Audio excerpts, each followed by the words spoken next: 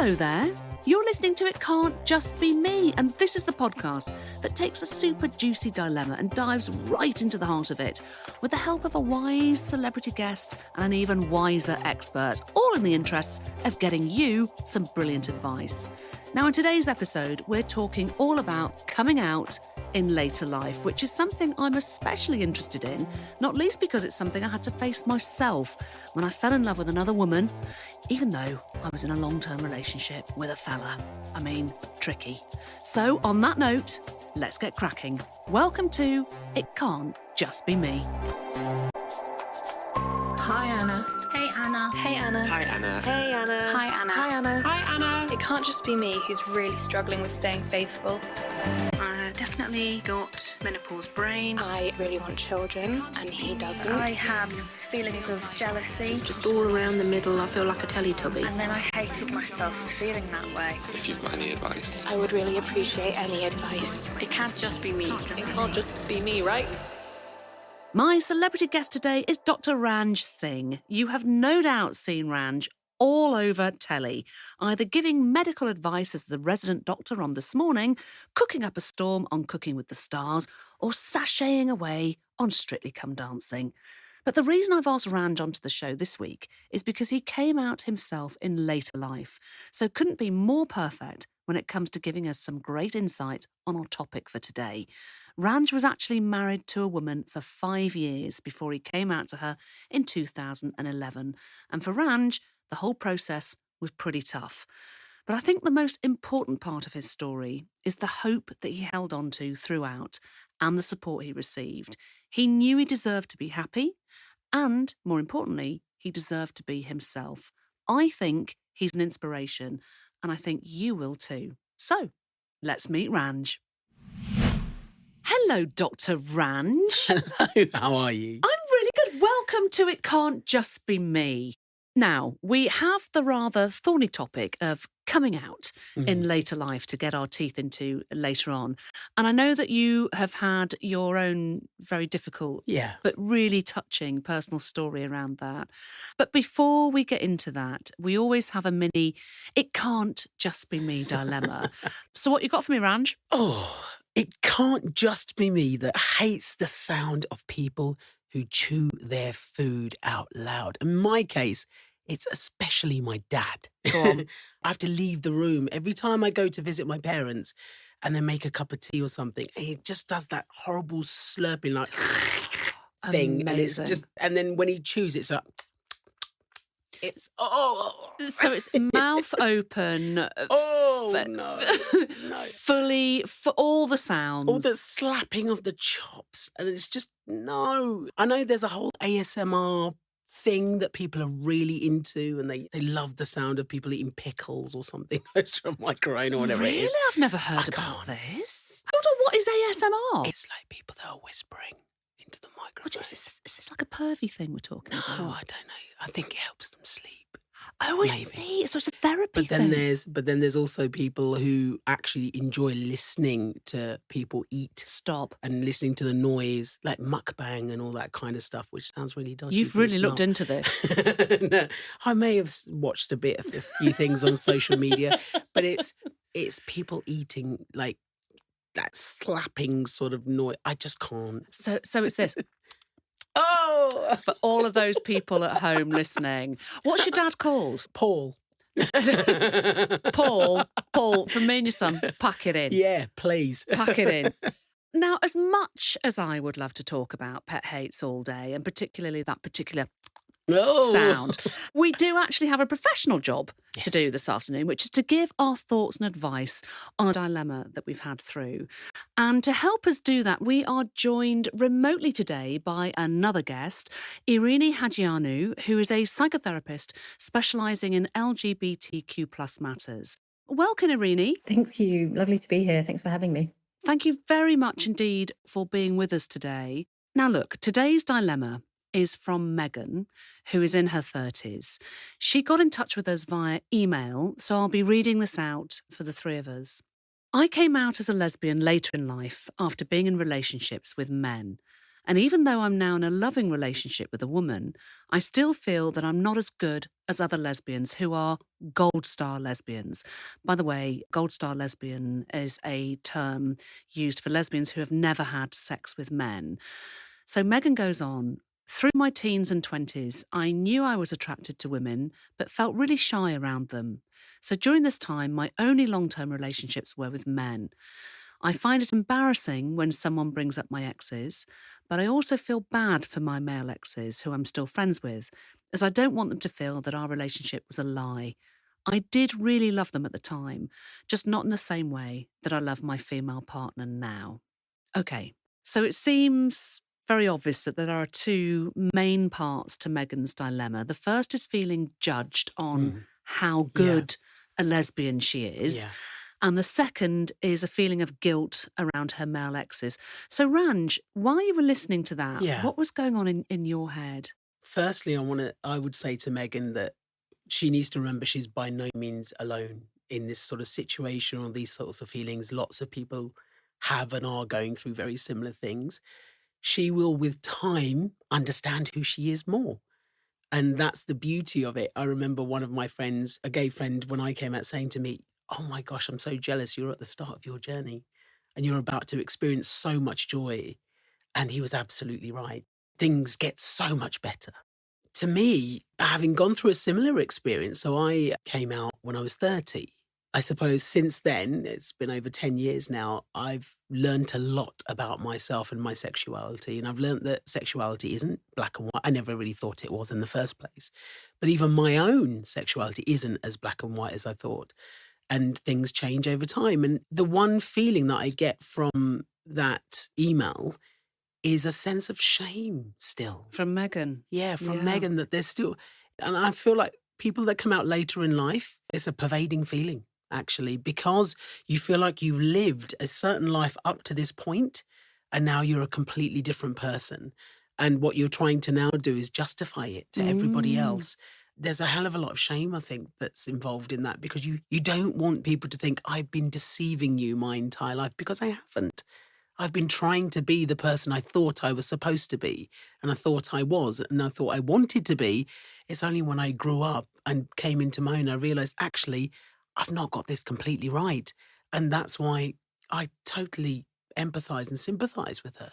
I want to talk to you a little bit more about your own story shortly. But Erene, if I just bring you into this as well, is that something that in your practice you hear a lot, that sense of shame about coming out perhaps in later life? Yeah, absolutely. It's really tricky because not a lot of people are aware of the fact that our sense of self, including our sexuality, can actually change over time. And it's really difficult trying to come to terms with the fact that doesn't negate the person you were before, or the people that you've loved, or the way that you've been, or the way that you've chosen to live your life. With my clients, sometimes the work that we do to address this is thinking about internalized shame and how that shows up. So for people who are bisexual or pansexual or have identified as straight in their earlier life and then changed when they're older, it's that worry about, am I LGBT enough for LGBT spaces? Can I legitimately go out dating, for example? And also for now, I'm not straight enough for straight spaces either. So where do I put myself? That's something that comes up quite a lot. And I think, yeah, you're doing well to identify shame so early on, because that can really prevent us from connecting with people. Can we talk a little bit more about gold star lesbian? I've never heard that term My gosh, before. do you know what? I've never heard that either, but there is a gay equivalent. What's the equivalent? So platinum gays are gay men. These are slang terms, everyone. These are not things that I've made up. A platinum gay is a gay man who has never had sex with a woman, never touched a vagina, so therefore was born by caesarean section. Wow. So it's never gone near a woman's vagina. Whereas a gold star gay is one that has never had a sexual experience with a woman or gone near a vagina, but was born by a normal vaginal delivery. And then you've got various layers after that. And I deduced from that I was tin. I was probably a tin gay. But you know what struck me about you saying about there are platinum gays is I'm like, well, of course they would have to trump the women, wouldn't they? It would have to be better than being a gold star they have lesbian. to, don't they? So just tell us a bit more about it, Irene. A gold star lesbian. Some people find that term, and in fact, actually, I think I do. They find that term quite offensive. There's a touch of biphobia about that, surely. Yeah, I think sometimes for some people that really struggle with that more kind of hierarchical or fixed label is that it is, okay, well, I'm not allowed to belong to this community. And certainly as a psychotherapist, where we are literally talking because we're doing talking therapy, I think about language a lot with the people that I support. And labels can be helpful, certainly, but they can also be limiting, restrictive, and yeah, can definitely have an impact. I'm going to just circle back onto labels a little bit later on, actually, because I think it's really important to discuss the Yeah. whole labelling of people. But before we do that, Ranj, you discussed that, like Megan, you were married to Yeah. somebody before you came out. Yes. So you were married to a woman Yes. before you came out. Yeah. Can you just tell us a little bit more about your story? Yeah, so I come from quite a conservative Indian background, I would say. You're Sikh, right? Yes, I'm Yeah, Sikh. So yeah. Sikh, Punjabi Sikh family, working class, if you want to say that. And my parents are quite traditional. They were quite religious when we were growing up and very traditional in the Indian sense. And we were brought up in that sort of environment. And I guess growing up, I always thought that my life was going to be a certain way. Happiness looked like this. Yeah. And that's what I was always aspiring to. And that's what I wanted. I wanted to be happy. I wanted to be married. I wanted to have children. And I wanted to have a nice job and a nice home. All those lovely things that you aspire to have when you're a kid. Yeah. And I had this picture of happiness in my head. And I thought, that's it. I went through school. I went through university. I had my very first girlfriend at university. And can I ask you, when you had your very first Yeah. girlfriend and when you could see that picture in your head when you were growing up, did it feel comfortable? Did it feel right? Or did you always feel slightly other? No, I didn't really. So interestingly, in hindsight, knowing what I know now and the experience I've had now, thinking back, my viewpoint of sexuality growing up always was that, do you know what? I don't think sexuality is a black and white thing. It's a spectrum of different things. I had gay friends and things like that, and that was never really an issue to me.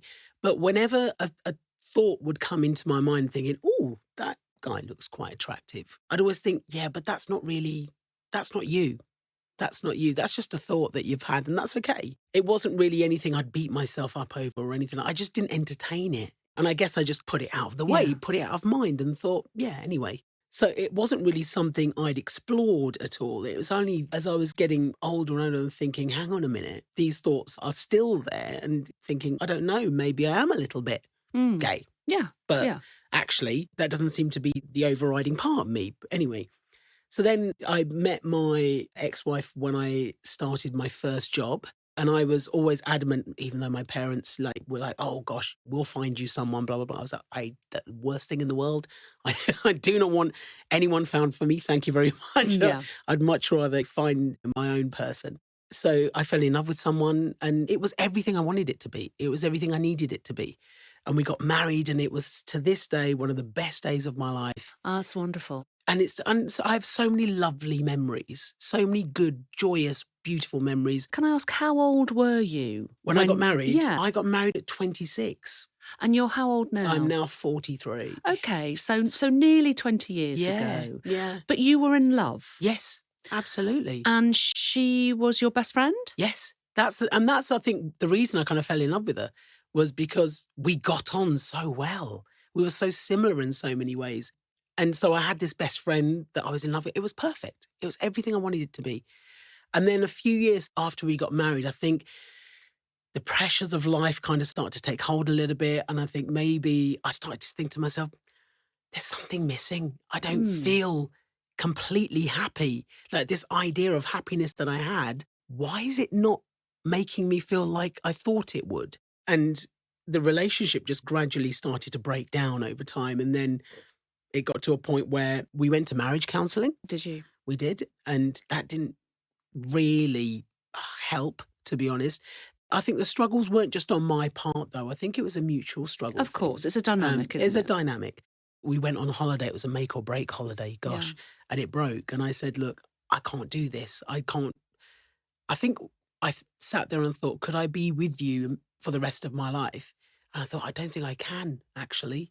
I've come to this realization that I don't think I can. And did you think I can't be married to you for the rest of my life? Or did you think, but I still want you as my Yeah, friend. I want you yeah, in my life. yeah. I just can't have you as an intimate Absolutely. partner. Absolutely. And I think at the time it was kind of like, there's a part of me that I need to work out.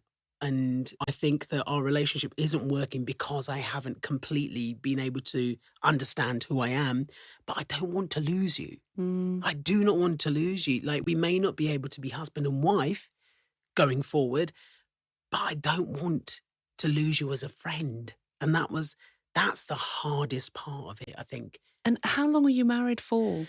So we were married for about 3 years. Okay, so a Yeah, and significant portion of we'd been time. together for 2 or 3 years before that as well. We'd been a part of each other's lives for a significant period of time. So when you said to your ex-wife, look, there's something in me that I just need to work out. Yeah, There's something missing, but I don't want to lose you. yeah. What did you guys decide to do? Did you separate? Did you carry on living So together? the relationship actually broke down. We separated, and then I went to counselling.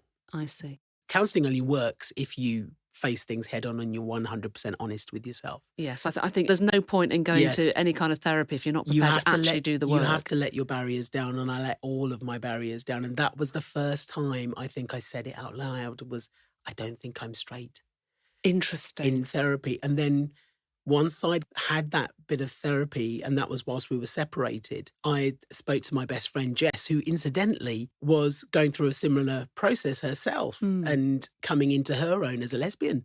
And I shared it with her, and she said, look, you have to tell your ex. I know your marriage is pretty much over, but you have to tell her that you've gone through this process and you've learnt this about yourself. And so my wife was the second person I think I ever told. And the first thing she said to me, gosh, I didn't expect you to say that. Oh, really?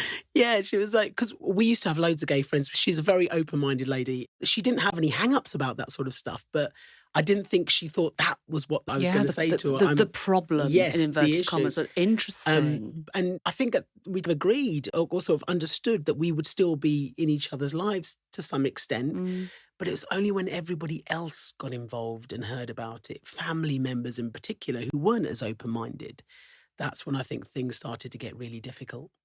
Erene, I want to pull you into this conversation. Obviously, there's so much more to say, Ranj, about your personal story. But is this sounding familiar to you, Erene, that when people come to see you and their relationship is falling apart because that person recognises that perhaps they're embracing a different part of their sexuality, are there too many voices that go on? There's a lot of moving pieces, and I think that's a bit of what you're acknowledging. And I think what's important to remember in these sorts of situations as well is that our sexuality is not necessarily about sex in and of itself. It's actually a sense of self, like who we are.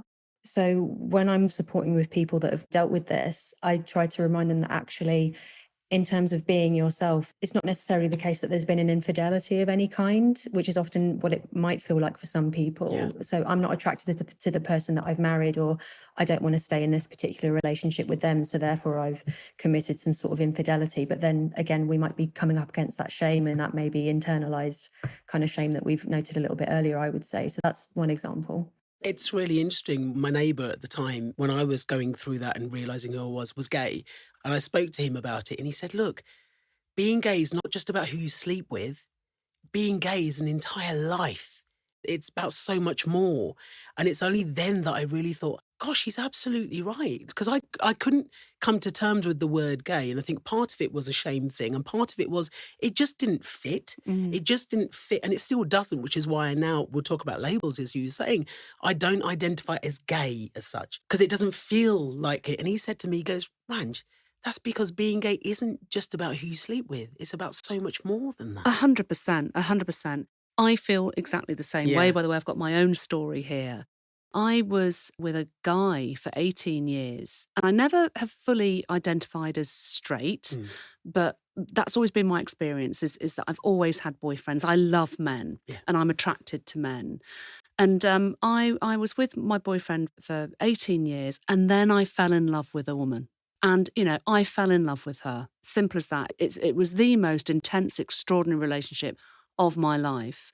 And obviously, I found her deeply attractive as well.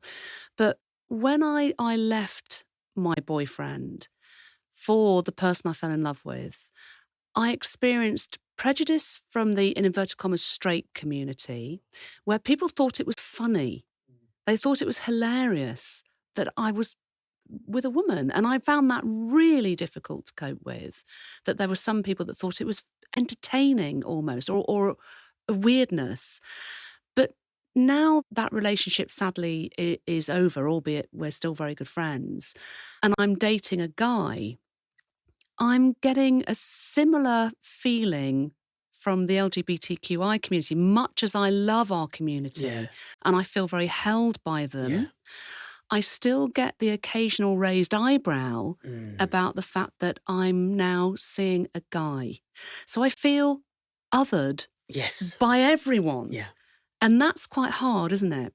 People like to put people in pigeonholes because it helps us make sense of the world around us. If you're a square peg that doesn't fit into any sort of round hole, then actually people are scared. They don't like what they don't understand. That's a very human, it's a very primal instinct. Erene, I could see you nodding your head there. Again, does that make sense from your point of view? Yeah, absolutely. What you're describing is very common. I think it's a way, in part, of how binaries, restrictive binaries, show up even in the LGBT community. So, a little bit of what I was saying earlier, that idea of, am I not gay enough for this space, or am I too straight for this, whatever it might be. And I think it's really difficult when, I guess, those fixed ideas of how a person should be means that we then have a template to understand them or relate to them. And if we don't have that fixed template, then people seem to flounder quite a lot. And it sounds like even amongst, for the two of you, it sounds like even amongst maybe not being understood, there's been allies along the way. And that's absolutely important. We do need people around us to go, yes, I see you for who you are, and just meeting you where you're at and staying connected with you, as opposed to rejecting, misunderstanding, shaming you, because that can have a huge effect if you're coming out or your relationship status has changed or whatever it might be. I feel a lot of empathy for LGBT people that are going back into dating after maybe coming out, who might feel a pressure to, say, put on a dating app how they identify, or I want to date this kind of person, so I have to go into this physical space within the LGBT community. So it feels like there needs to be more room for lots of different options depending on where someone's at. So how do you cope with labels, Ranj? We all have labels to some extent, don't we? You know, I'm Indian, I'm a man, I identify as queer. Yeah. And for some people, it really helps you frame who you are and gives you a way to understand things. But as Erene just said, the language can be actually unnecessarily restrictive and doesn't always fit. And that's why I struggle with the word gay for so long.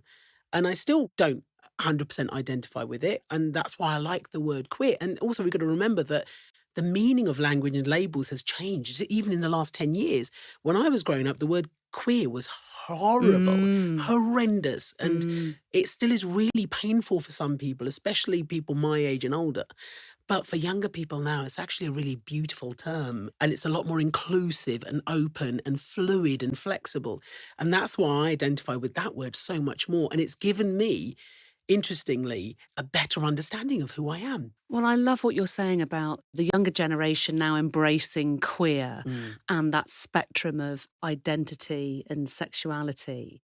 Do you know what's really interesting, Anna, is I'm thinking about it now, and I've never really thought about it, I guess, in this way, is the label queer helped me come to terms with coming out.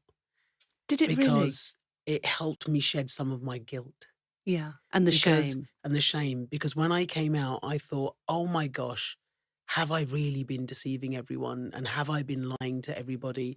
And I've been pretending up until this time. And actually, the understanding of being queer, which is that you don't have to be a particular way, that sexuality is so much more complicated and intricately beautiful than we've ever understood, actually gave me permission to say, I wasn't a bad person. I was just queer and I didn't know. And nobody told me or taught me. And we're talking a long time ago when we grew up. I just didn't understand it and I needed to understand it.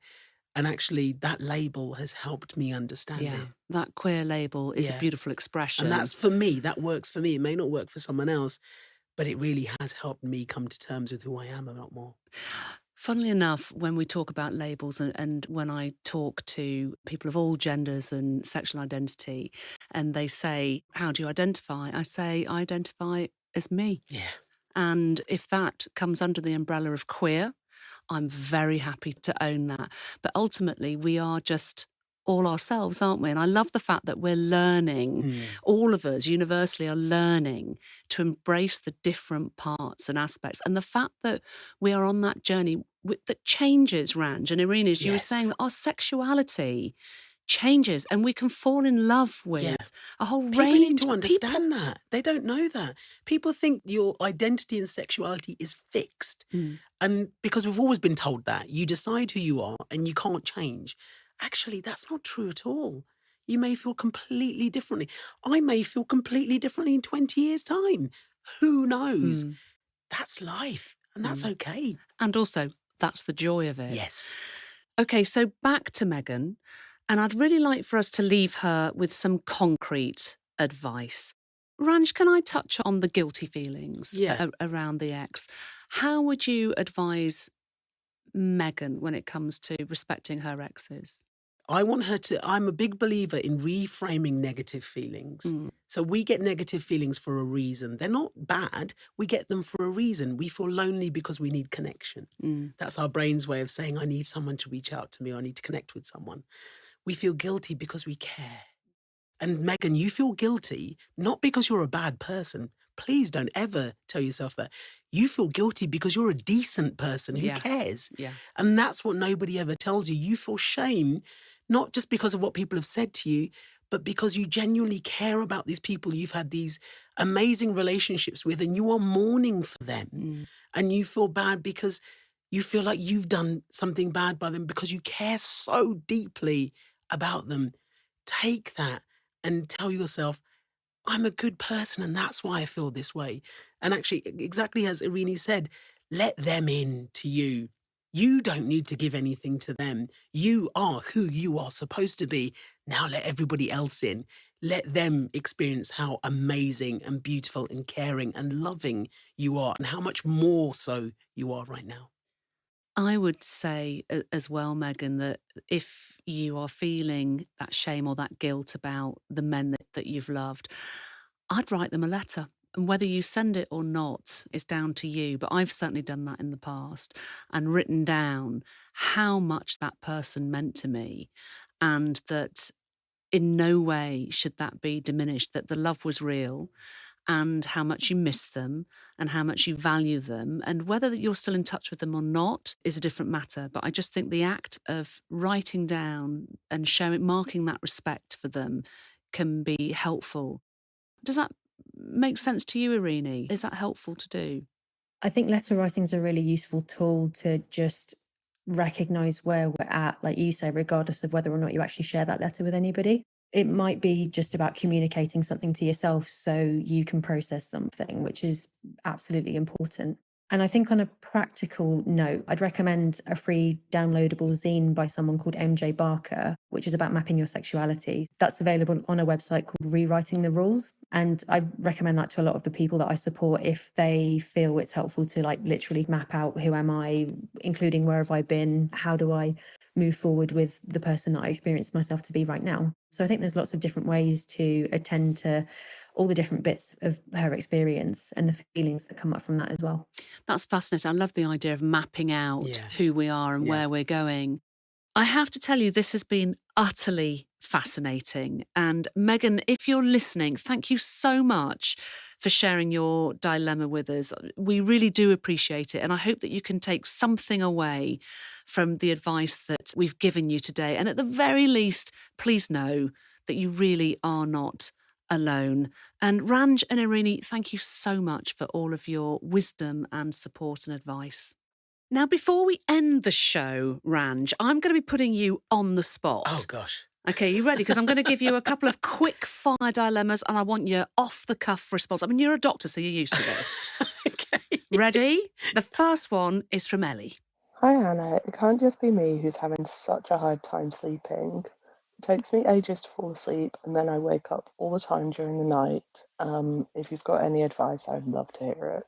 Now, I know that you can't give medical advice without seeing the patient, but have you got any thoughts for Ellie? What would you say? People who fall asleep then keep waking up. You've got to think about your environment. Is your sleep environment conducive for sleep? Is it comfortable? Is it warm? Is it dark? Is it quiet? You know, you might want to invest in some blackout blinds and things like that. So you're being woken up before you should be. And that's the thing you've got to think about. And also think about your caffeine intake. Your caffeinated drink should be ideally at least 6 hours before you go to bed. Really? Because it stays in your system. For 6 hours? 6 hours. Maybe that's where I'm going on. That is really interesting. So effectively, Ellie, what we're saying is you've got to get yourself into a really good, I know people say this, but it's true, get yourself into a good nighttime, bedtime routine to tell your body, your subconscious mind, that it's ready to go to bed now. So a couple of hours before you sleep, personally, what I do, get into my pajamas, then I run a hot bath. I'm going to have a bath or a shower. I'm going to settle down. No screens. I'm really militant about not checking. At least an hour. Yes. At least an hour. Power down hour, I'll call it. Power down hour. Yeah. In a sense, during the day, when you are exercising, you're exercising your body, and you're telling your body to wake up, and you're getting ready for the day, it's the opposite of that. It's powering down, isn't it? Yeah. There's also a free sleep helpline that's run by the Sleep Charity. Is there? Yeah. Go to sleepcharity.org.uk. And there's a free sleep helpline for anybody. So these are parents, carers of kids that are struggling, or if you're struggling yourself, and you get to talk one-on-one with a specialist sleep advisor. No way. For free.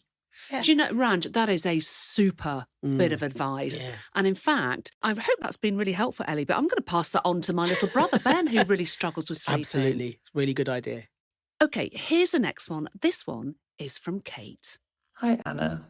How do I politely tell my neighbour that the walls are super thin and I can hear everything that she does? Oh. Is she talking about naughty stuff? That's a really good point. I think she must be talking about nocturnal activities. Oh, God, what would you do?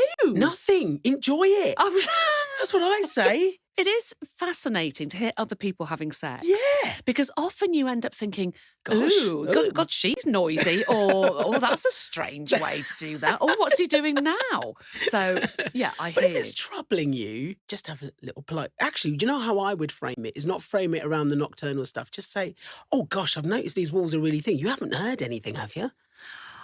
That is interesting. Turn it back round and say, can you hear me doing that's stuff? That's sometimes a better way of doing it. And if all else fails, I'm a blunt northerner, so I would say, listen, I'm not being funny, but I can hear you having sex. I don't know if that's intentional, and I'm enjoying it. Yeah.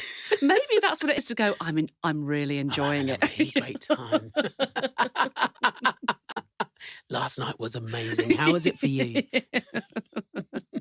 Ranj, thank you so much for joining me today. It has been an absolute pleasure. Mine too. I've loved slurping and slopping my chops with you. Well, long may the slurping and the slapping remain, Ranj, I have to say.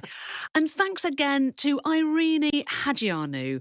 I'll be back with another episode of It Can't Just Be Me next week. But if you have your own dilemma around sex, love, divorce, friendship, or anything else, please leave us a voice note at itcan'tjustbeme.co.uk, or you can email itcan'tjustbeme@podimo.com. Remember, nothing is off limits, and whatever you're dealing with, it really isn't just you. From Podimo and Mags, this has been It Can't Just Be Me, hosted by me, Anna Richardson. The producer is Alice Homewood, with support from Laura Williams. The executive producer for Mags Creative is James Norman Fife. The executive producers for Podimo are Jake Chudnow and Matt White. Don't forget to follow the show, or for early access to episodes and to listen ad-free, subscribe to Podimo UK on Apple Podcasts.